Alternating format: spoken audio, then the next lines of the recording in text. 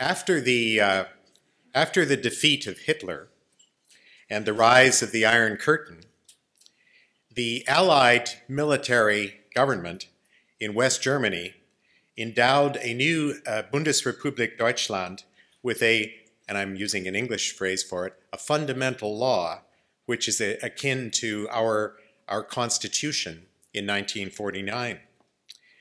Public broadcasting was placed under the jurisdiction of the Länder, that is the provinces, the states in Germany, rather than under the Bundes, that is the federal government. And it was to be funded, this is all in the fundamental law, by a tax on the sale of audiovisual products, that would be radios in 1949, not by government grants. And the governments, the Länder, can appoint no more than 1/3 of the bodies, the people that are in control of the governance of Germany's 7 major public broadcasters. The balance of appointments to the governance comes from the market and from civil society. All this in 1949. And the result is that German public broadcasting, this is my opinion, is the most insulated from governmental control among the, to use a phrase that Robert uses, among the capitalist democracies. Much more so, for example, independent of government than we experience in Canada. That's what led Friends of Canadian Broadcasting to study and admire German public broadcasting, and ultimately led us to Professor Manfred Kopps, Universität Köln, the University of Cologne. His career is in research on media economics, and it really, he has created a fascinating, in my opinion, system to analyze the influence of, on the one hand, the state, on another hand, the market, and on a third hand, if there's a third hand, civil society, their influence on media organizations. I met him as a non-voting member of the board of the European Alliance of Listeners and Viewers Associations. It's called Euralva. Bob, UNESCO considers Canada and the United States as part of the European region. but we Canadians on that group just didn't vote. Since 2014, Manfred has crossed the Atlantic, by my count, 7 times in his collaboration with the Friends. In the early months of 2016, he was a visiting scholar at Ryerson University's Faculty of Communication and Design for several months. Manfred's topic, interactive media, a challenge for public service media. Over to you.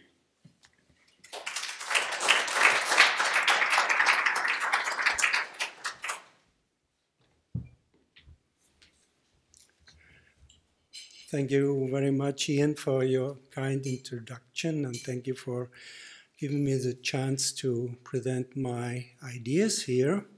There are so many things I owe to Ian and Pauline from the Friends of Canadian Broadcasting, so I would say they're not the Friends of Canadian Broadcasting, but my Canadian friends now. And this is one of the lectures I learned from them, to make it brief. It, on the other hand, is a problem for me, as my English is not that good, you will notice, or have noticed already. So I always struggling against time, and I hope and I'm sure I will make it within the 25 minutes I'm given today.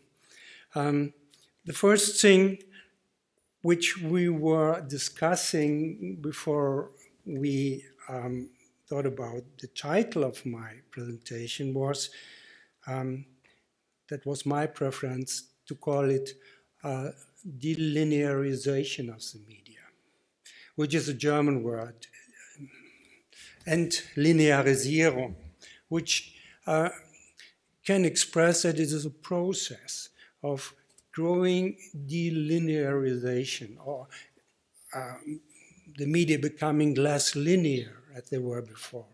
But it's not a good English term, I was told, so I finally accepted that we call it interactive media. And as Bob already mentioned, delinearization is something that is closely related to the media becoming more interactive, and it is something we know for long already, that's true. So even in the linear analogous broadcasting world, we had elements of interactivity already. But of course, with the digitalization and the growth of the internet, the chances to delinearize the media have become much stronger. And I think it's really a challenge, especially for public service broadcasting. I even would say the threat for public service broadcasters that the media have become more delinear and still are delinearizing. And I would like to focus on this issue in my presentation. I would start not like Ian with the end of World War II, but even with Adam and Eve, as most economists do, and media economics means Adam and Eve is the general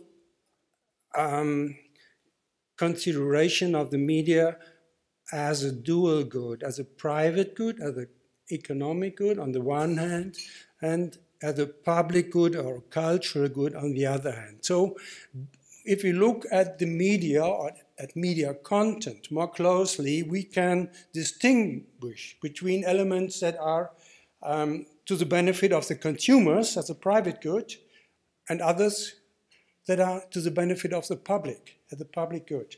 And if we apply economic theory, the theory of public economics, we can use a lot of the results of this powerful theory also to explain a lot of the possibilities and problems of media economics, and especially the problems we are faced with now with the digitalization and the total change of the structure of the media.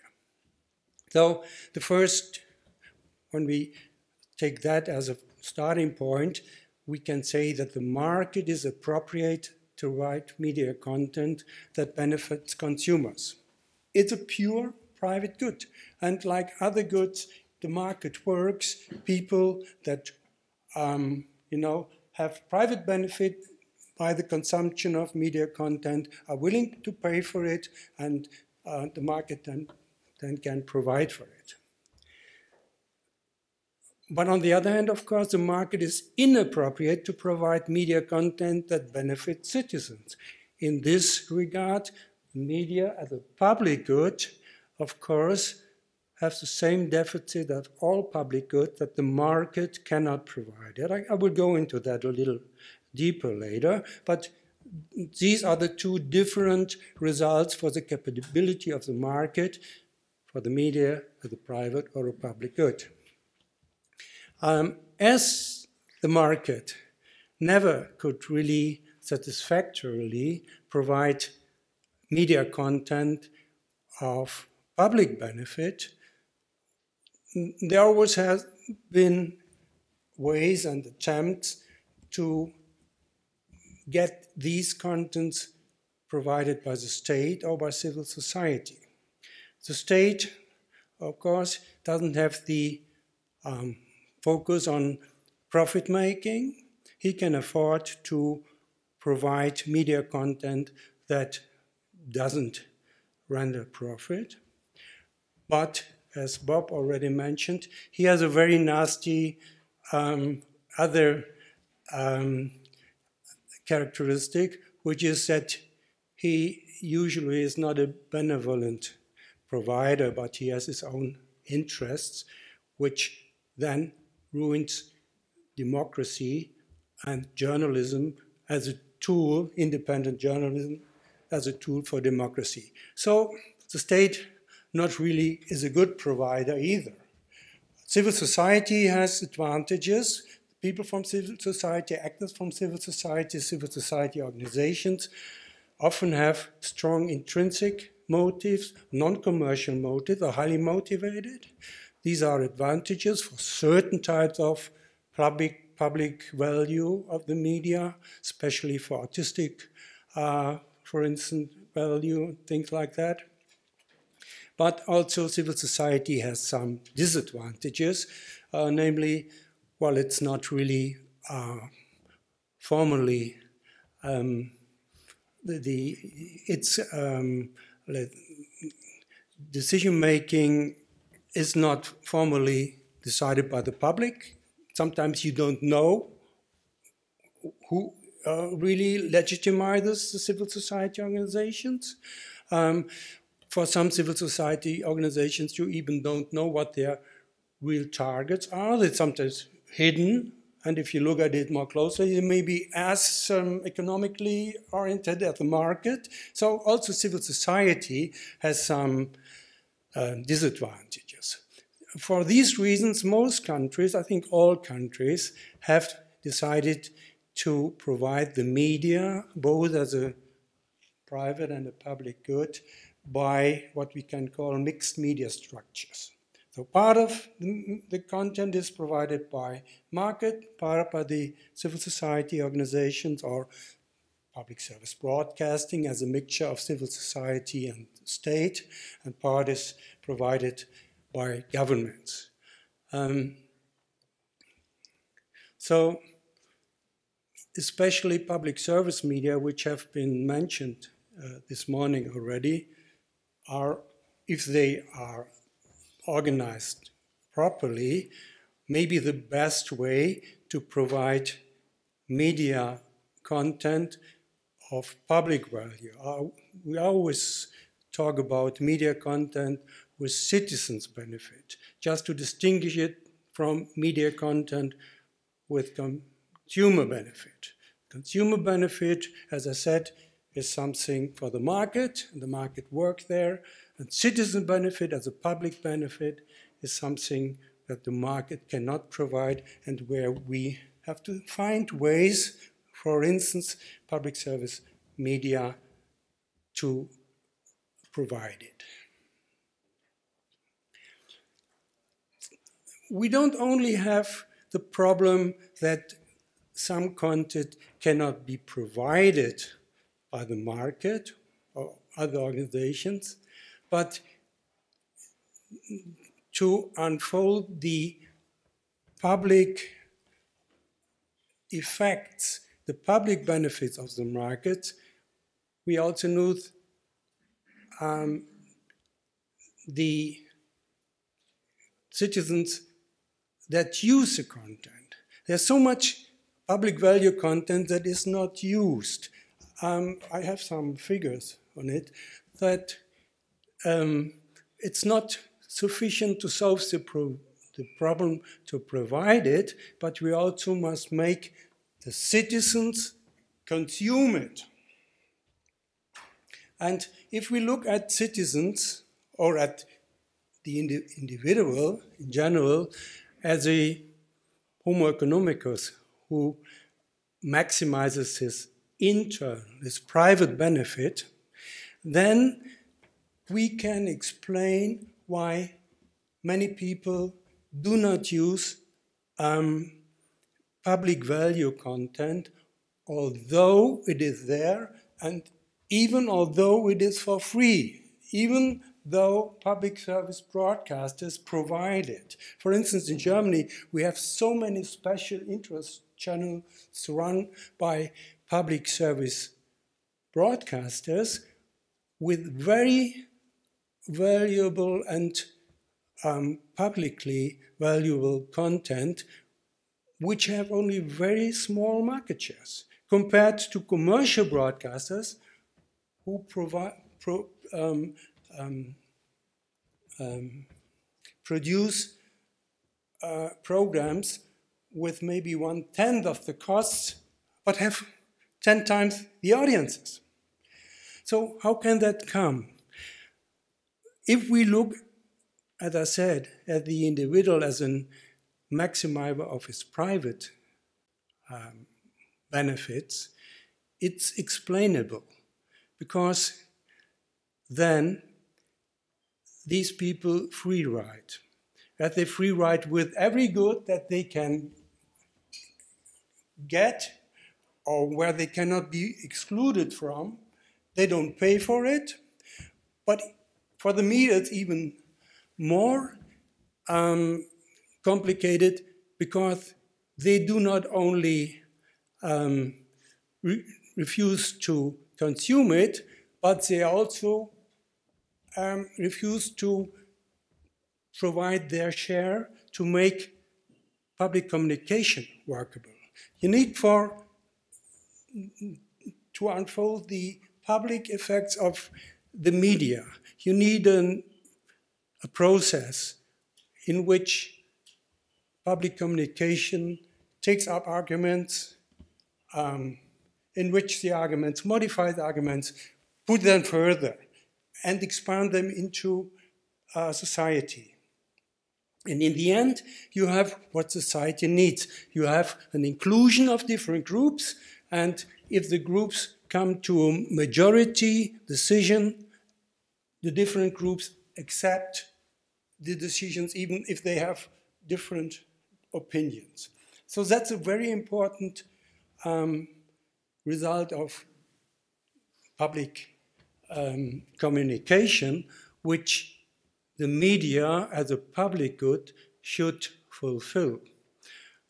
And if everybody says, okay, that's very good, and I'm happy that we have political debates, that we have documentaries, whatever, that promote public communication, and in the end promote the functionality and the efficiency of society, I like that, but let the others do it. I free ride. At the same time, well, I rather prefer to watch soccer or whatever. This is what the results, the political results, prove. That many people only choose media content according to the private value it gives to them. They know about the public value, but they free ride according to the public value. So that's then a problem, and it's a problem we always had, which brings public service broadcasters into the focus, because public service broadcasters, knowing this problem, always have tried to solve this problem by inseparably interlinking media content with consumer and citizens' benefit. The rationale is, okay, if they don't voluntarily watch content of public value, and if they do not participate in the decision-making process, in the public communication process voluntarily, we need to feed them with something attractive, like sport events, like entertainment, and then we have them also as audiences for public value content. In the beginning, in the linear world, the mechanisms for that mainly were audience flow. You presented an attractive soccer game, and afterwards you had an interesting political decision with those of the audience that primarily were there to see the content that was of private interest to them. But also within the different shows and formats, this interlinking of private value and public value content took place. For instance, political debates, which mainly had the function to make people informed and able to decide in the political decision-making process. Well, these discussions sometimes were so boring that people said, again, well, this is interesting, and I'm happy if many watch it, and the decision-making process works, but at the same time, I watch something that is more to my internal interest. So then people in public service broadcasters started to say, okay, to make it more attractive, we need to have some participants who maybe are not as qualified, but just are more entertaining, or more aggressive, or just keep people watch these mixtures of private and public value content. And it worked quite properly, at least, of course, as long as public service broadcasting was a monopolist, which was until 1984 in Germany. So during that time, public service broadcasting could offer everything and had large audiences because there also were no alternatives. After commercial broadcasters came on the air in 1984, things changed a little because there were alternatives, and commercial broadcasters were more focusing on consumer value content and giving people better possibilities to avoid public value content. And this process, what started maybe only already in the 18th, has increased with the digitalization and interconnectivity of the media. If we look now at the online media, we can see that it has become much harder to interlink different types of content, because people, with one click, they can go wherever, and with one form, they can automatically order that type of content that they want, which is private content. This leads to a bubble and filter effects which are discussed. And it also means that the capability of public service broadcasters to fulfill their public remit get worse and worse. Public service media or public service broadcasting as an institution has come, how to say, under the headwinds, has to face the headwinds of delinearization. And it never, under the new structure of the media, never will be possible for public service broadcasting anymore to fulfill their function, their remit, with that efficiency and that strength as it could in times where inseparably interlinking of content was easier. At least not with the same revenues. Of course, if you realize as a society, well, it's more complicated now for public service broadcasting. And if we want public service broadcasting, then I believe the value of public service broadcasting today, Bob mentioned it, maybe is even higher than it was before, then society must be willing to give more revenues to public service broadcasting for several reasons. It just is more costly to have formats for different fragmented groups, for different receiving sets, for different platforms. You need a lot of more platforms. So in the end, it is much more expensive. I'm afraid in most societies, there is low willingness to increase money for public service media, at least in Germany.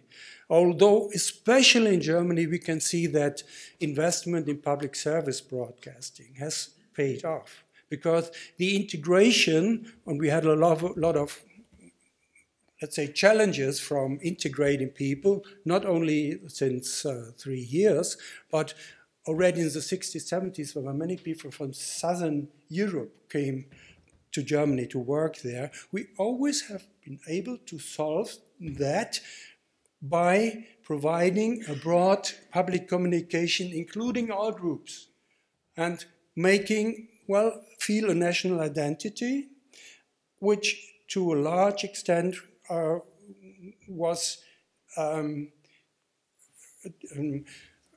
possible because of the broad role and the international comparison, the large revenues public service broadcasting in Germany had.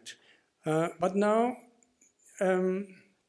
the winds have changed, and in Germany, as in other countries, the general tendency in the population, but also among the politicians, rather is to cut the revenues for public service broadcasting.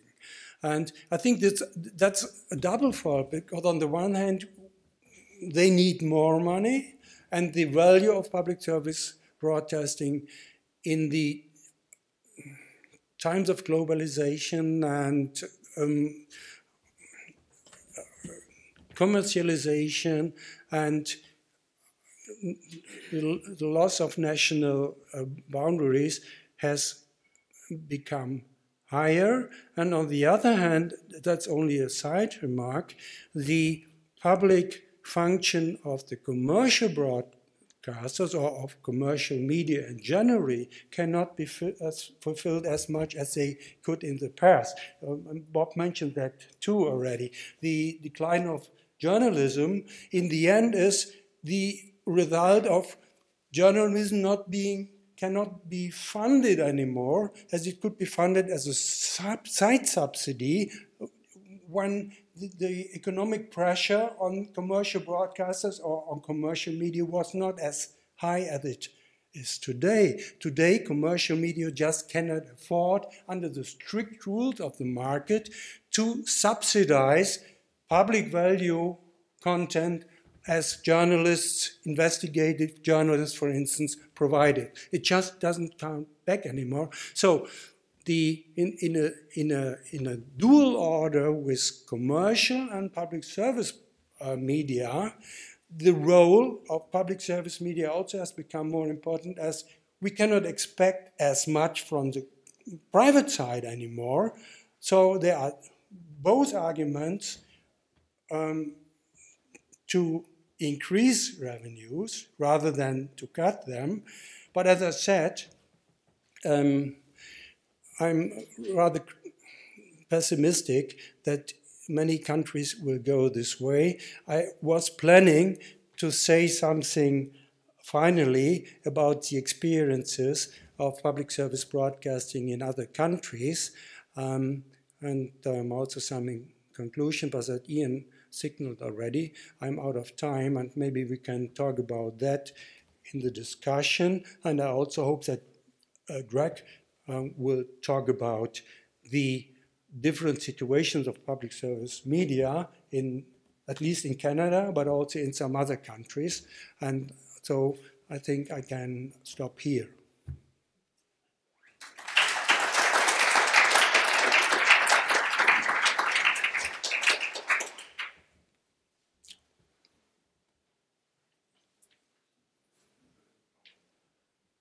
Thanks a lot, Manfred. I'm just wondering about, you've got a really strong divide here between the private sector and public. In Canada, the private broadcasters have public service obligations. It's not really as cut and dry. I'm wondering about the possibilities of some of this public service element as a condition of license. Which is really how a lot of this can play out in Canada. Does that possibly fit in here, or do you see that as something that is also kind of under attack by the delinearization of the media right now? We have the discussion in Germany as well, as we realize that the media in general, both private and public media, get so essential for the shape of societies in general. There are some voices that say we have to increase the obligations for commercial broadcasters or for commercial media. What we have to realize, and what we have experienced, is that it is very hard to control and to enforce everything in a media system that is not, well, part of the system. And everything that doesn't make profit is not part of the market system. So if you want to introduce any obligations that confront with the profit-making target, you can do that. The question is, how can you control it, and how complicated and how expensive is it to control it? And then many people say, okay, the better way and altogether the cheaper way is to have a strong public service broadcaster and let the commercial broadcasters try to make their money, unless, of course, they are doing something that is against the laws, like say something that to show some criminal acts or to explain people how to construct bombs or things like that. You know, these are the two alternatives.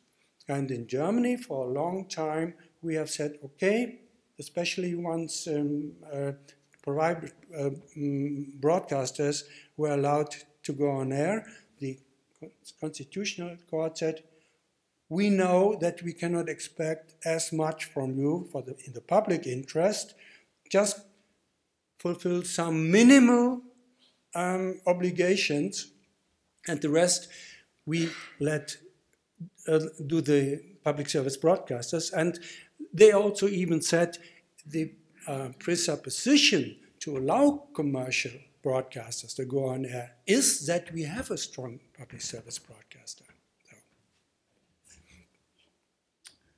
Thanks for the really fascinating research, Manfred, and very important points. I've got a multi-part question / comment, so I'm going to ramble a little bit, but I don't mean to. But it's a very stimulating talk. You know, in one of the, putting aside journalism, the de-linearization point, looking at entertainment media or media that's for consumers as opposed to citizens, if we can make that, I think that's a debatable point, but let's use that criteria. You know, one of the criticisms of commercial media, television, but also film industry, but especially advertising-supported commercial television, has been that the entertainment programming, while it's market-driven and giving the people what they want, so people get their choices, was also built into the profit system, the market system, was a tremendous small c conservatism. The investors, the owners of the companies, produced programming that had worked before. There was very little incentive to try something new because there's a higher likelihood you were going to fail than you would succeed. So let someone else take the chances. Then when someone else succeeds, then you follow them through the door with what's proven to work. And one of the arguments for public broadcasting and public media traditionally has been that the public media can be these sort of, go out there and do the experimentation, take the chances with entertainment programming, cultural programming that the commercial just won't want, and expand the taste of people, expose them to new stuff, and then the commercial guys will follow them and copy them. Now, today, and this goes into the interactive media and de-linearization, we have in the United States, not on commercial television as much, but through Netflix and Amazon and the paid cable channels, non-commercial, non-advertising supported media, we have this wealth, a golden age of TV series being produced, you know, far superior to what commercial television's ever produced in the past.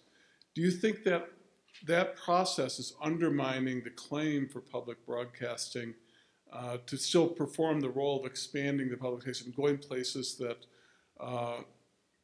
commercial media would be hesitant to go in the past, so we don't get locked into just a really commercial deadweight culture that doesn't really take chances any longer? So I'll leave it at that. Yeah, in Germany, that's at least that's a major argument, a major point. Public service broadcasting in Germany, as I mentioned, was provided with a lot of money. In international comparison, most. Maybe 100 euro per capita whereas, for instance, the BBC, they're 60, and the CBC only is 30. So I think it's Canadian dollars, yeah, okay. So just a relation. So this, of course, always has disadvantages because people become lazy. I switched sides on you to see. Okay. I have a follow-up, so I thought I'd come over here. I wonder how often you will switch. So that's the risk. People became lazy. Bureaucracies become lazy once they don't have to be competitive anymore. And that's why public service broadcasters also, well, were not very innovative anymore for a long time. And this also has reduced the willingness of the population to pay higher license fees for it, which is understandable. So I do not support public service broadcasters in the real form as they exist in Germany, but I only support the idea. And of course, there are a lot of homemade mistakes that have been made by German public service broadcasters, as well as other public service broadcasters. But we should not, as we say, keep das Kind mit dem Bade aus. We should not put away the baby with the bath, but we should try to improve public service broadcasts and make them more capable to become more innovative and more risky again. And yeah, that's what I think we should do. But again, many people, also politicians, say they don't realize that there's a difference between the ideal concept of public service broadcasting and what they get from it actually. And so the tendency, that's also a fact, where there is a tendency rather to cut money than to increase it. in the United States, the public broadcasters, probably their most successful programming has been when they've aired BBC shows over the years, series in particular, fictional series that have been very popular. And I think at this point, whether they continue to do that, because so much of that's been taken up now by the Netflixes and Amazons, and so that it sort of served that function.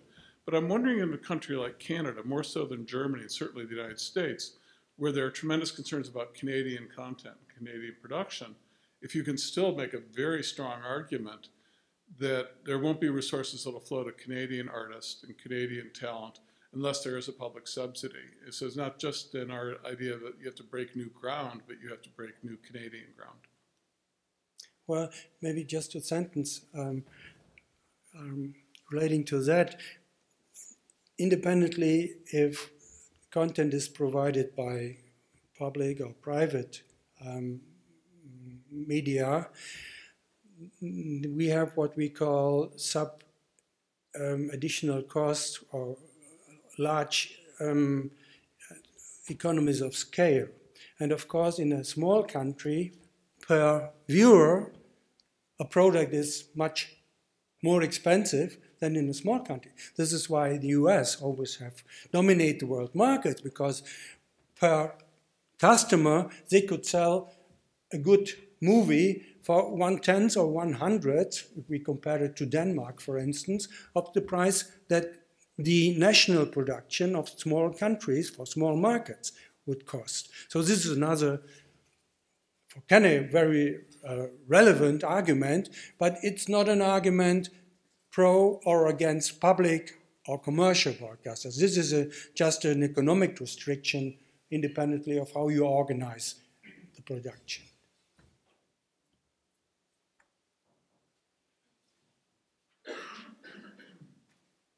Hi, Zoe Druick, SFU.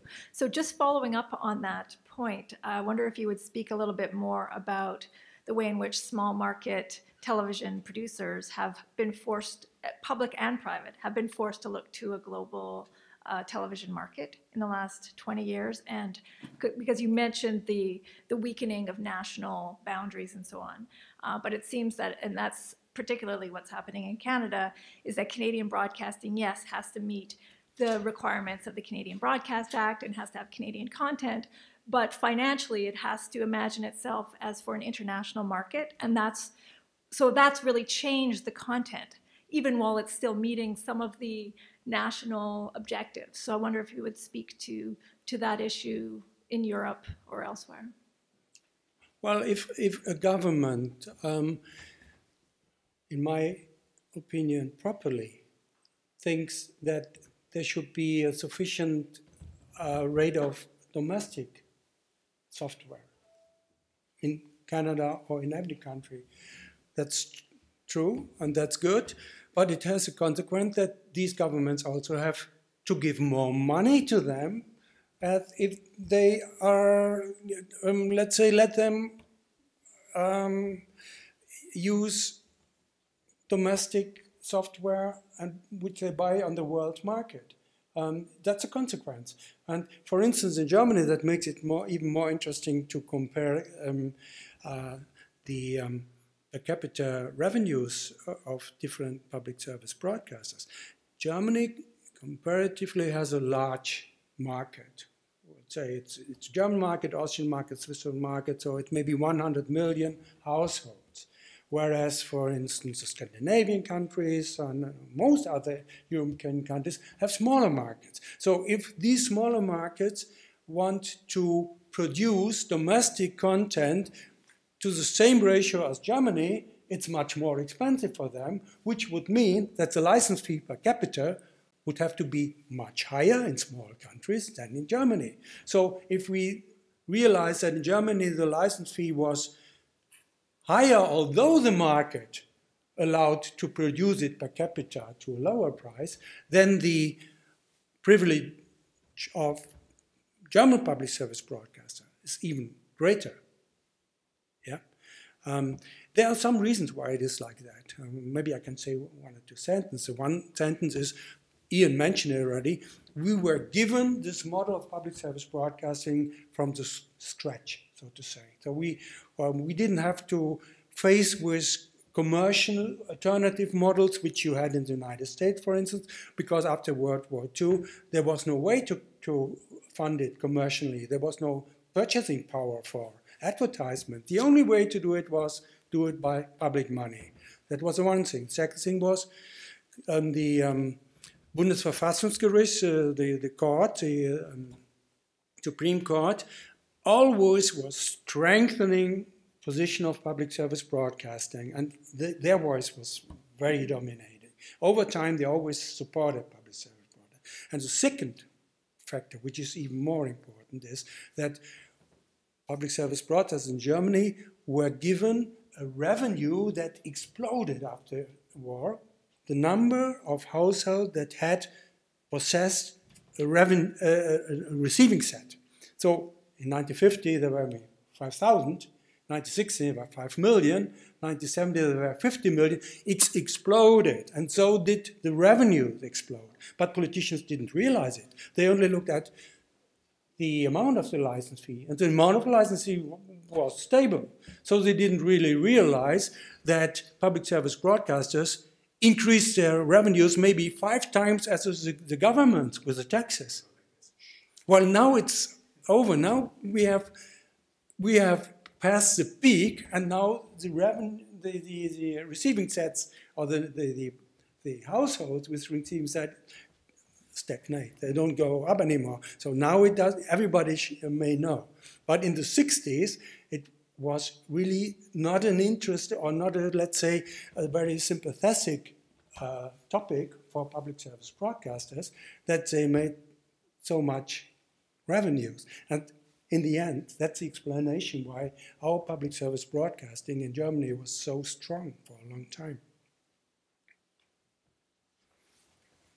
Hi, Reza Rajabian, Ryerson University. I have 2 questions about improving public broadcasting, specifically journalism. And what we have heard today, I think you've touched on it, both speakers.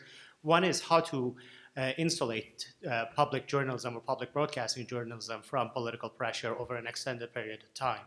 And second is how to avoid the echo chamber problem that we are noticing, that essentially the public broadcaster is replicating the same information as the private broadcasters and journalists. So there is increasing homogeneity, even though, and these are problems that cannot necessarily be solved by throwing more money at the problem. So specifically in terms of mechanisms that you think would work or have worked in Europe in your international experience, in terms of isolating the public journalists from political pressure and the need to basically try to get more funding from their masters. And second is that echo chamber problem, and what kind of mechanisms can be used to avoid it, limit it. Yeah, with the echo chamber problem, you don't mean that differently from our hopes, public service broadcasters were not innovative but copied private formats. For example, our public broadcasters has reporters in England sitting there, but they're basically reading the same report of AP, but it looks like an international coverage. Yeah. Like that. Well, then that's a general problem of journalism because it's so expensive to research new resources. So that's economic pressure making journalists just take what they can find, and also second, resources or resources that have been copied several times and without having been checked. That's a problem. And in general, again, we can say as public service broadcasters are not under the economic stress as commercial broadcasters, they should take their time and money to be more careful in investigating and not to go into the echo chambers. So that's a general argument again, but again, the theory of public service broadcasting and how it works really is different. And a lot of money that should have gone into investigative journalism goes into plain entertainment. Yeah, public service broadcasters feel forced to combat large audiences, and large audiences they can reach best by soft, mainstream, entertaining content, not making any mistake, not become very innovative. So that's the actual faults of public service broadcasting in contrast to what they could do from the model, and in Germany at least, in contrast to what they could do with the money they have. The other question was to provide governmental or state influence on. Yeah, in general, there's a tendency, as I said, of all governments to interfere, especially when it gets close with voting elections, and that's our last chance to keep on power. So we just don't care about journalistic independence anymore and try to push them. But in Germany, at least, public service broadcasters have developed, Ian mentioned it already, a very sophisticated system of checks and balances that make it at least harder for the government to interfere, to intervene. The main instrument is that the decision-making about the money, the amount of the license fee, is not given to the governments, but to an independent expert group. The independent decides how much money they could have. So the golden tie other countries have to discipline public service broadcasters. In Germany, they're not there. This is one thing important. The other thing is that the decision about the general fulfillment of the public service remit is not made by the governments, although the governments, of course, are the final institution that represent the public, but it's given to, we call it Rundfunkräte,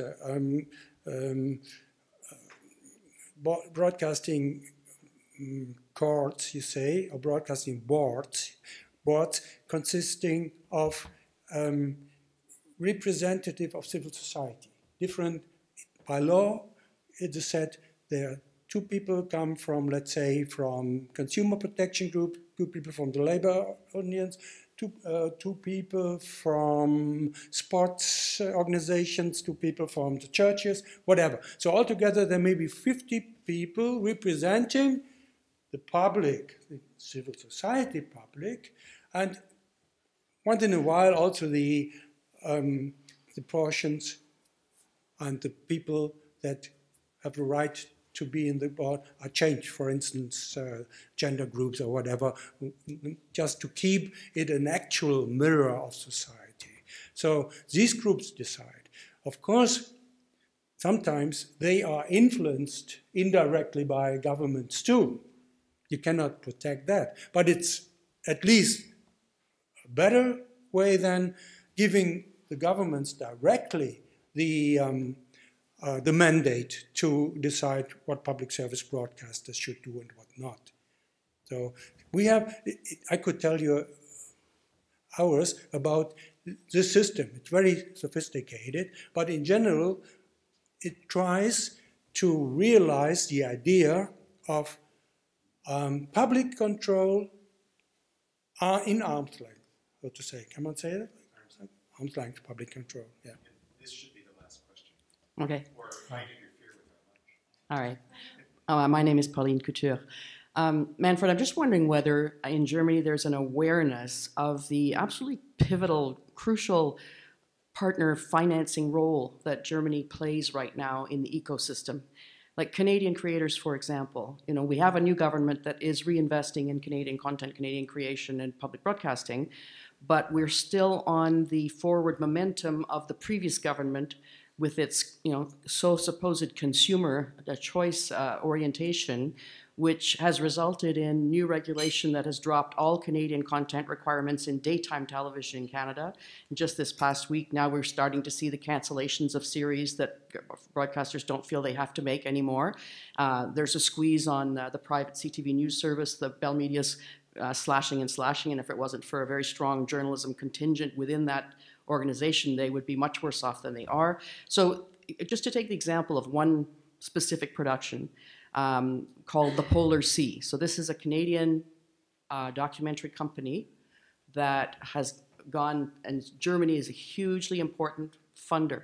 When they go to Germany, the red carpet is out. They're known as great content producers. The series has been bought around the world, many places, but in order to make it in Canada, out of Canada, you need to trigger the tax credits. And that means that the Canadian educational broadcaster who purchased that paid way below market rates for it just to allow the trigger. So these Canadian content creators they're great creators, but if they can't convince the German broadcaster that it's a great project, it can't get made in Canada. So I'm just wondering now, with what's happening in Germany assuming a greater leadership role among all, I think Germany's inevitably is going to become a much more important democracy for the world. Do you think there's an awareness in Germany of that role that Germany is playing? It depends on whom you are looking at. Public service broadcasters themselves, they always were fixed on their nation. They always were talking about a national mandate only, not realizing that a lot of things that public service broadcasters in Germany and in every country do have global consequences. So it's a global good if public service broadcasters promote democracy, because all democracies. But Manfred, you're saying that resources to public broadcasters are going to drop off in Germany? So I'm just saying that that's going to pose a threat to everybody in the system globally who is producing content that is of interest in democratic countries. Well, the sad thing is that although these international or global effects of national public service broadcasters become more important in times where their money gets cut, they're selfish. They're just not willing to pay for things that have international benefits. It's the same selfishness that we have as people do not watch public value content. Yeah? These organizations are short viewing and selfish. But that hasn't been true of the German public broadcasters because they have so much money. Yeah, but once you are used to have much money and live very comfortable, a reduction of 5%, they cannot stand it. There was this debate because, just maybe this as a last example, the audiences in public service broadcasting in Germany have become very old, more than 60 on the average. more than 60 on the average. So the young people almost do not watch any linear broadcasting, public service broadcasting anymore. Then there were suggestions since 10 years to establish a channel for young people. It took really 10 years until this was realized. Much too late, because young people just don't watch anymore. It's too late. They missed the chance. And until last year, there still were voices, we don't have the money for that. Can you imagine? They had 8 billion a year, and they said we don't have the money for a channel for young people. This is institution selfishness.